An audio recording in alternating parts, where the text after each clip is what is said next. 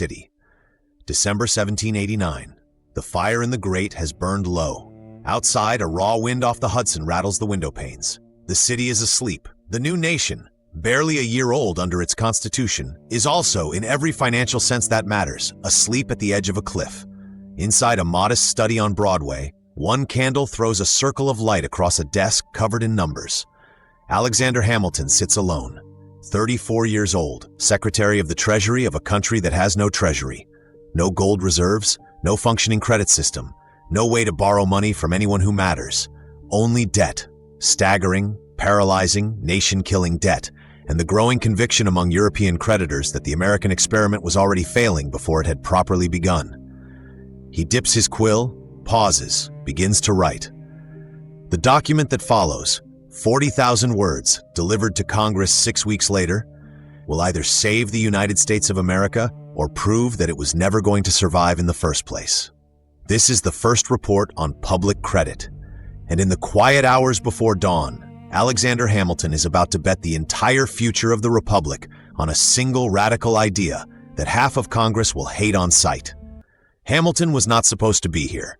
Not in this room, not in this country, not in power. He was born in 1755 on the Caribbean island of Nevis, the illegitimate son of a failed Scottish merchant and a woman who died when he was 13.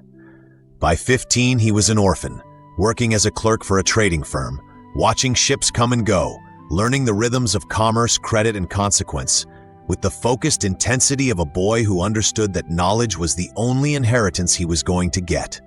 What he saw in those counting houses shaped everything that followed. He watched fortunes disappear overnight when credit collapsed. He saw how the absence of reliable money destroyed not just businesses but lives, whole communities undone by the simple failure of one party to honor an obligation. He learned, in a way that most of his future colleagues never would, that nations don't fall when armies lose. They fall when money fails. The revolution found him at 17. He crossed the Atlantic, enrolled at King's College in New York, and within months was writing political pamphlets that read like they came from a man twice his age. When the war began, he became an artillery captain, then Washington's aide-de-camp, then the battlefield commander who led the charge at Yorktown that effectively ended the war. But through all of it, the battles, the politics, the glory, Hamilton kept coming back to the same problem. Money. He watched Continental soldiers march barefoot through winter snow while Congress sent apologies instead of wages. He watched farmers who had supplied the army go bankrupt because the currency they'd been paid in was worthless. He watched the most powerful military alliance in American history, the partnership with France, strained to breaking because the United States couldn't reliably pay its bills. By the time he sat down at that desk in December 1789, Hamilton had been thinking about this problem for 15 years. Tonight, he was going to solve it. The financial situation Hamilton inherited would have broken a lesser man before he'd read past the first page. The United States owed more than $77 million, an astronomical sum in 1790. 40 million of that belonged to the federal government. Loans from France and the Netherlands that had financed the revolution, domestic bonds issued to soldiers and merchants who had supported the war.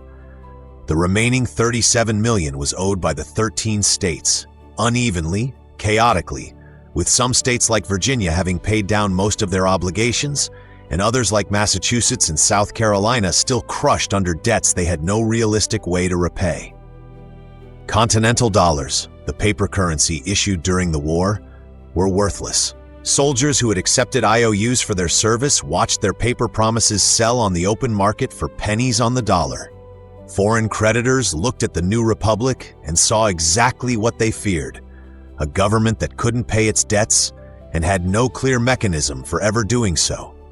The Union itself was fracturing. States were issuing their own currencies. They were refusing to honor one another's financial obligations. Some were threatening to withhold tax revenue from the federal government entirely. Without revenue, without credit, without any capacity to borrow at reasonable rates, the federal government could not function. Washington knew it, Madison knew it, Jefferson knew it.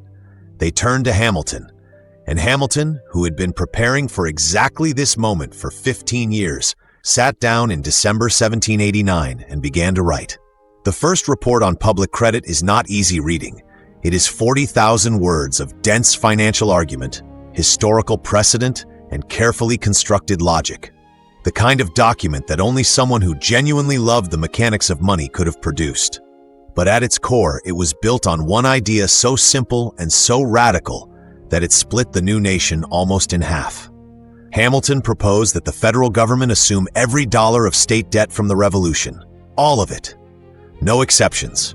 Virginia's debt and Massachusetts' debt and South Carolina's debt, all of it would become the responsibility of the United States government. And then, and this was the part that made Jefferson and Madison reach for their pens in fury, he proposed to pay the entire public debt, federal and assumed state, at full face value, not discounted, not renegotiated, not partially repudiated, 100 cents on the dollar. Every creditor, rich or poor, speculator or soldier, would receive what they had been promised. Why?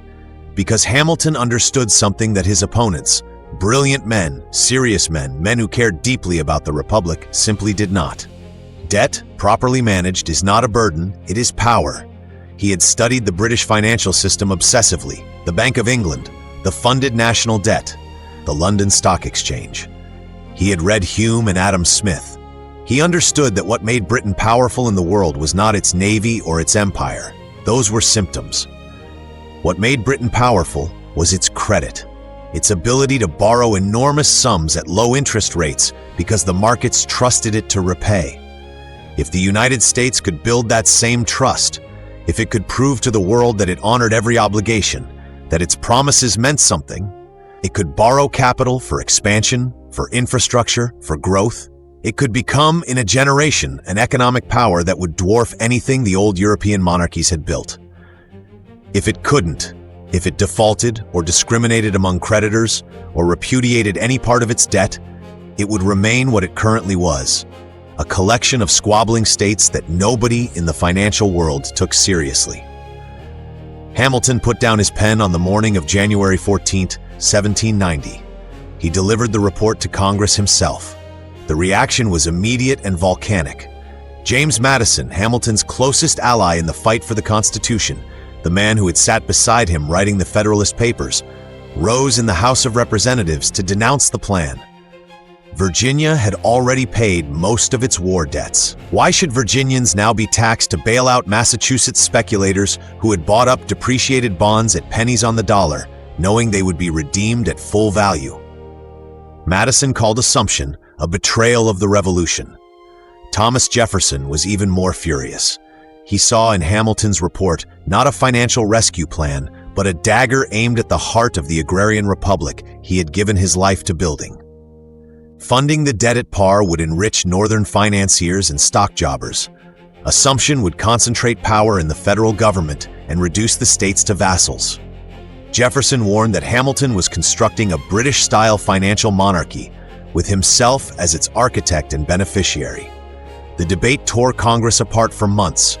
Northern merchants cheered, Southern planters cursed, newspapers published savage cartoons, old friendships fractured, the House deadlocked repeatedly. Hamilton refused to yield. He walked the corridors of Congress, explaining, cajoling, arguing, promising. He understood that the opposition was not merely political, it was philosophical. Jefferson and Madison genuinely believed that financial capitalism of the kind Hamilton envisioned would corrupt the republic, concentrate power in the wrong hands, and destroy the democratic experiment they had fought for. Hamilton believed the opposite just as genuinely. Without the financial architecture he was proposing, there would be no republic left to corrupt. In June 1790, the deadlock broke, not on the floor of Congress, but at a dinner. Thomas Jefferson arranged it. Hamilton and Madison sat across from each other, and somewhere between the first course and the last, a deal was struck. Hamilton would get his assumption of state debts. In exchange, the permanent capital of the United States would be built on the Potomac River, in the South. Not New York, not Philadelphia.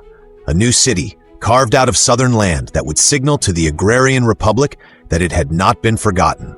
On July 26, 1790, the Funding Act passed.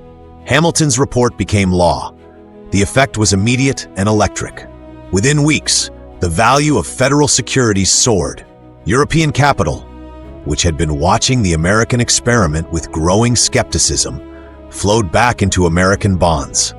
Interest rates fell, confidence returned. The Bank of the United States, chartered the following year on the foundation Hamilton had laid, opened its doors and began lending.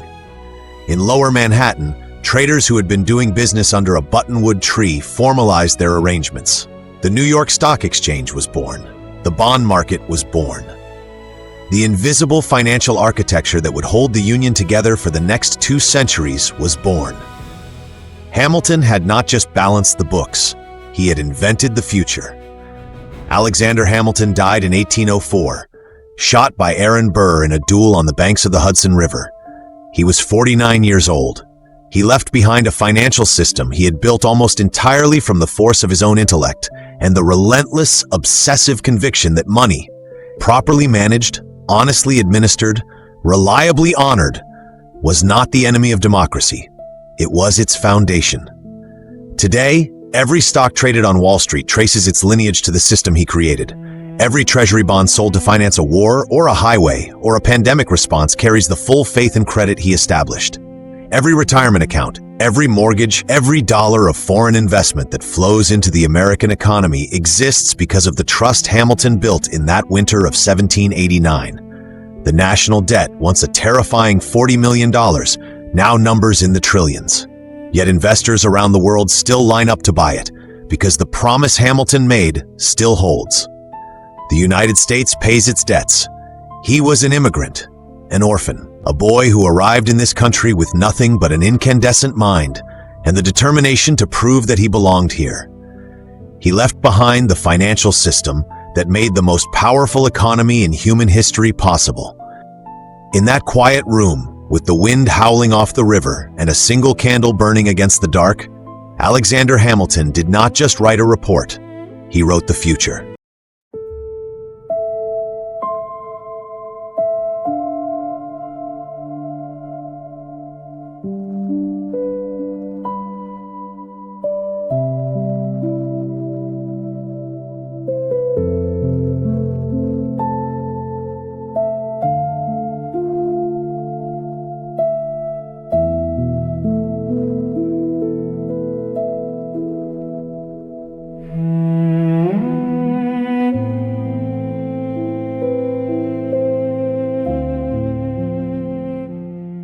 Next on Pivot Points, he had just invented American finance. But Alexander Hamilton wasn't finished. The ink on his first report was barely dry when the next crisis arrived, and this one threatened to destroy everything he had built. The 2 most powerful men in Washington told the president that Hamilton's national bank was unconstitutional. They were persuasive. Washington was convinced. Hamilton had 48 hours to change his mind. What he wrote in those 2 days didn't just save his bank, it changed the meaning of the Constitution forever. Alexander Hamilton and the First Bank of the United States. Next on Pivot Points.